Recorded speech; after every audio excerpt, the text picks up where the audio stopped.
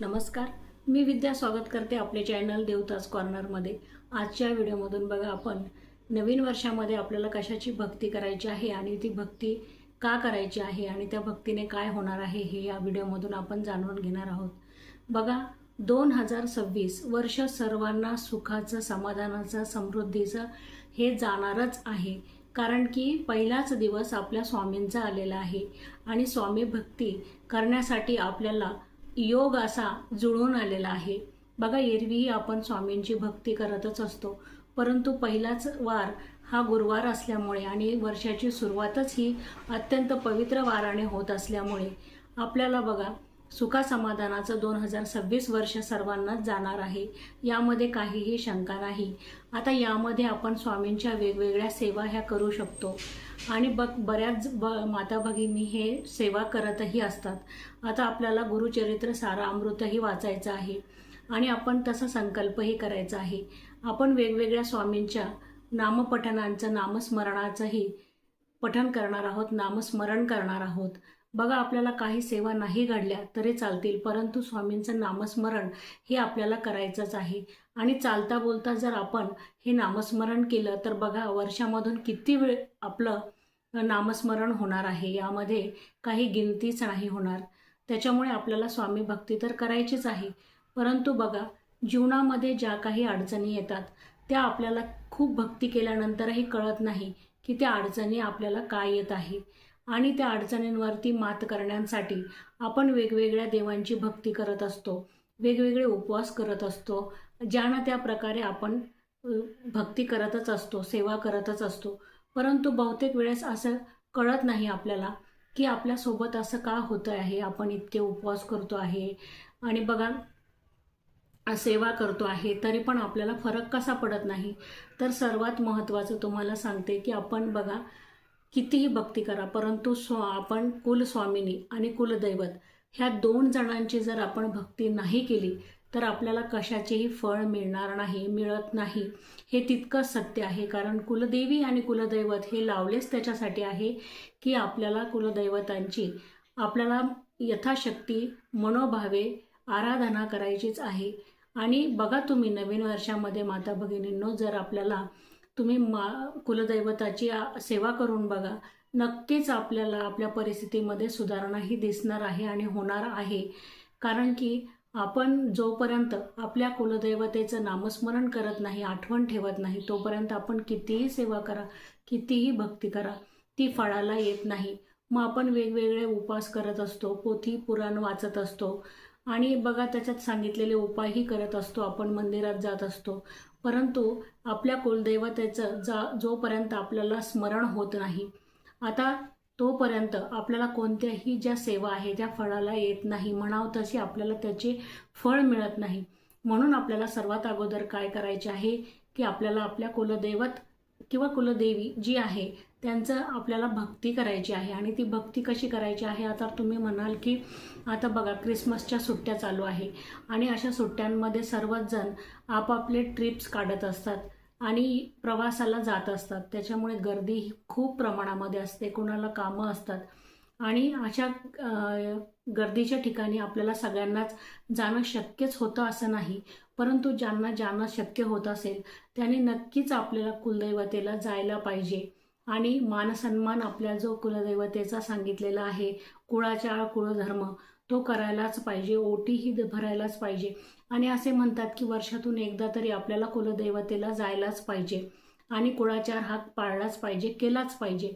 परंतु बघा आता माता भगिनींनो, सगळ्यांनाच काही आपल्याला कुलदैवताला आपल्या दूर असेल, कुणाची तुळजाभवानी असेल, कुणाची रेणुका माता असेल, कुणाचं बघा माहूरची देवी असेल, अशा अनेक ठिकाणी कुलदैवत असतात। तर अशा ठिकाणी आपल्याला जाणं शक्यच होतं असं नाही, गर्दीमध्ये प्रवास करणं सर्वांना शक्य नसतं, काही तब्येतीचे प्रॉब्लेम्स असतात, काहींना सुट्ट्यांचे प्रॉब्लेम्स असतात।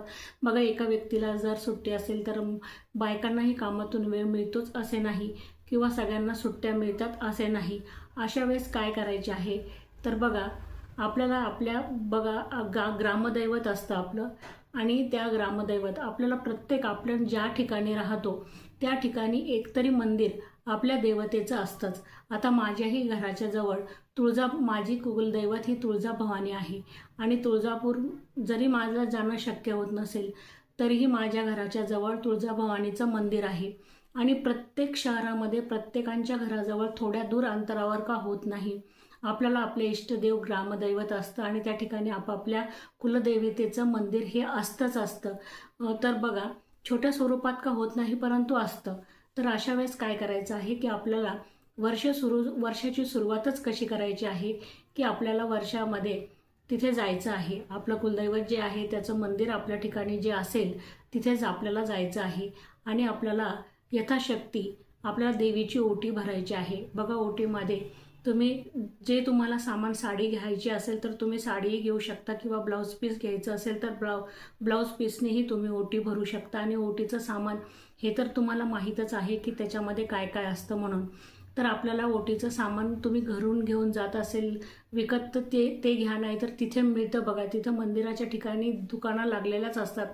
तर तिथे जाऊन जरी तुम्ही भरली ना मैत्रिणींनो तरी चालते, घरून सामान नेलं तरी तुम्ही चालतं. आणि देवीची ओटी भरायची आहे, दर्शन घ्यायचं आहे आणि आपल्याला देवीला साकडं घालायचं आहे. म्हणजेच प्रार्थना करायची आहे की हे देवी माता, माझं आतापर्यंत काही चुकलं असेल तर माफ कर. माझं तुझ्या मोठ्या ठिकाणावरती जरी येणं होत नसेल तरी माझ्या सांसारिक अडचणी तू समजून घे आणि माझ्या घरातल्या प्रत्येकाला तू सुख समाधानाने ठेव. आणि तुमची जी इच्छा असेल ती इच्छा तुम्ही बोलून दाखवायची आहे देवीला. आणि माझं असं तुम्ही कल्याण करा, माझ्या सर्व सदस्यांचं तू कल्याण कर माता राणी, आणि लवकरच तुझ्या दर्शनाला येऊ. आणि नाही तर मी येथे तुझी ओटी ही पूर्ण कुळाचार कुळधर्म पाळून सेवा करत आहे, ती तू पदरात घे, माझी सेवा तू कबूल कर म्हणून आपल्याला प्रार्थना करायची आहे. बघा, आपण कुठेही जरी भक्ती केली परंतु त्या भक्तीमध्ये भाव असेल ना तर आपल्याला आपला तो भाव आहे तो देवापर्यंत पोहोचतो आणि देव नक्कीच आपल्याला आशीर्वाद देत असतो. तर आपल्याला अशी कुलदैवतेची न विसरता आपल्याला सेवा करायची आहे येत्या वर्षामध्ये. कारण बघा, आपण बहुतेक देवांची सेवा करतो पण कधी कधी आपण कुळधर्म आपल्या कुलदेवतेची सेवा करण्याला विसरून जातो. परंतु तुम्ही कोणत्याही ग्रंथामध्ये बघितलं तर तुम्हाला सर्वात अगोदर कशाची सेवा करायची असेल तर ती तुम्हाला तुमचं जे कुलस्वामीने समजा दैवत आहे त्या दैवताचीच तुम्हाला सेवा करायची असते. त्या देवाची तुम्हाला सेवा केल्याशिवाय दुसऱ्या गोष्टींचा फळ अजिबात मिळत नाही. आणि मग आपल्या जीवनामध्ये अडचणी येत असतात, कोणत्या कोणत्या कामामध्ये आपल्याला यश येत नसतं आणि मग आपल्याला अशा वेळेस वाटत असतं की आपल्या अडचणी आपण सेवा करतो, मनाभावापासून करतो, मग आपल्याला का यश येत नसेल, कामं का आपले मार्गी लागत नसेल. तर तुम्ही बघा, येणाऱ्या 2026मध्ये आपल्या जे कुलदैवत आहे त्याची तुम्ही सेवा करा. आणि मैत्रिणींनो, विश्वास ठेवा की तुम्हाला इतकं सुखासमाधानाचं वर्ष जाणार आहे आणि तुमच्या सगळे कामं मार्गी लागणार आहे. कारण इतकं त्याच्यामध्ये शक्ती असते की आपल्या कुलधर्माचं, आपल्याला जे कुलदैवत आहे त्याची आपल्याला सेवा करण्याचं इतकं फळ आपल्याला मिळतं. सर्व कामे आपले होतात. आणि बघा, आपल्याला दुसरं असं करायचं आहे की त्या दिवशी आपल्याला 1 तारखेला लवकर उठायचं आहे. आता तुम्ही 2026मध्ये पहिल्याच दिवशी मंदिरात जाणं जर होत असेल तर अतिउत्तम. नाही तर वर्षातून तुम्ही कोणत्याही एक वेळेस गेले, कोणत्याही मंगळवारी किंवा शुक्रवारी गेले आणि कुलदैवतेची सेवा केली तरी चालणार आहे. आणि तुमच्या मोठ्या ठिकाणी जर जाता आलं तर अतिउत्तम, तिथे जा तुम्ही. नाहीतर बघा, त्याला आपलं मंदिर असतं, त्या छोट्या मंदिरात जाऊन आपल्याला ही सेवा करायची आहे. आणि पहिल्याच दिवशी आपल्याला काय करायचं आहे, जरी आपलं प्रवासाला जाणं होत नसलं, कारण बघा, सांसारिक अडचणी ह्या सर्वांनाच असतात, सांसारिक जबाबदाऱ्या असतात आणि त्या पार पाडता आपल्याला शारीरिक कष्ट भोगावे लागतात, मानसिक त्रास भोगावा लागतो. अशा वेळेस आपल्याला खूप दूर प्रवासाला जाणं होईलच असं नाही. परंतु आपल्याला काय करायचं आहे की सकाळीच उठायचं आहे, आपलं पूर्ण घर आपल्याला स्वच्छ करायचं आहे. आणि बघा, आपल्याला आपल्या दरवाजाला हळदीचं लेपन करायचं आहे. आणि आपण गुरुवारी असंही आपल्याला हळदीचं लेपन आपण दरवाजावरती करत असतो. हळदीचं लेपन आपल्याला करायचं आहे माता भगिनींनो. आणि आपल्या दरवाजावरती आपल्याला स्वस्तिक काढायचं आहे कुंकवाने. आणि कुंकवाने स्वस्तिक काढल्यानंतर, हळदीचं लेपन केल्यानंतर आपल्याला सडा रांगोळी करायची आहे. 5 बोटांची छोटी का रांगोळी होत नाही, 2 बोटांची, परंतु आपल्याला ती रांगोळी छोटी का होत नाही, परंतु आपल्या दरवाजामध्ये ती टाकायचीच आहे, घालायचीच आहे, रांगोळी काढायची आहे आपल्याला. आणि नंतर आपल्याला बघा आंघोळ वगैरे करून स्वच्छ करून आपल्याला सूर्याला अर्घ्य द्यायचं आहे। बघा आपल्या कुंडलीमध्ये जर सूर्य हा जर कमकुवत असेल तर आपल्याला खूप परिणाम त्याचे भोगावे लागतात। तर अशा वेळेस आपल्याला काय करायचं आहे की आपल्या कुंडलीतील सूर्य हा बळकट होण्यासाठी आपल्याला सूर्यदेवतेला अर्घ्य द्यायचं आहे। आणि आपला आपल्या याच्यामध्ये कुंडलीमध्ये असो नसो परंतु आपल्याला सूर्यदेवतेची सेवासुद्धा आपल्याला करायचीच आहे आणि सूर्यदेवतेला आपल्याला अर्घ्य द्यायचेच आहे।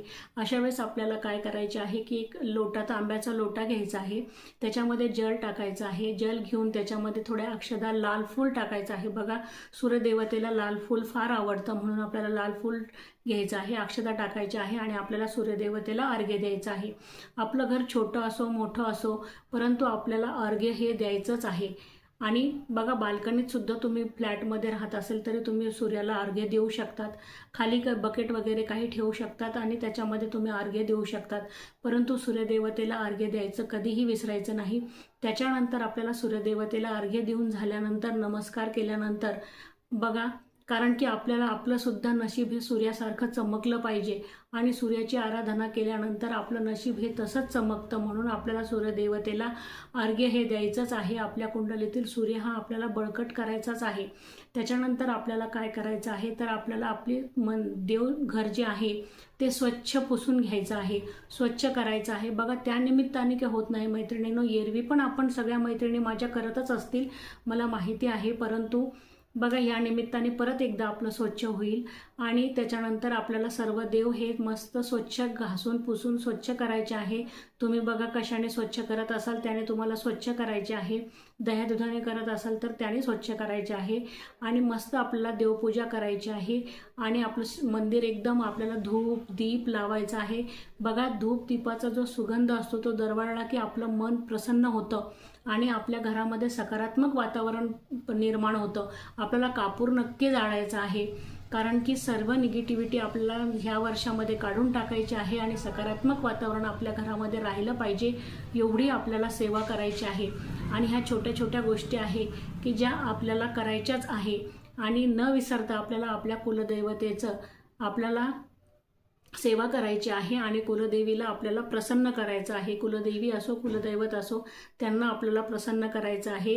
आणि बघा आपल्या स्वामींची सुद्धा आपल्याला सेवा करायची आहे। आपल्या स्वामींचं नामस्मरण जरी करता आलं तरी आपल्याला करायचंच आहे।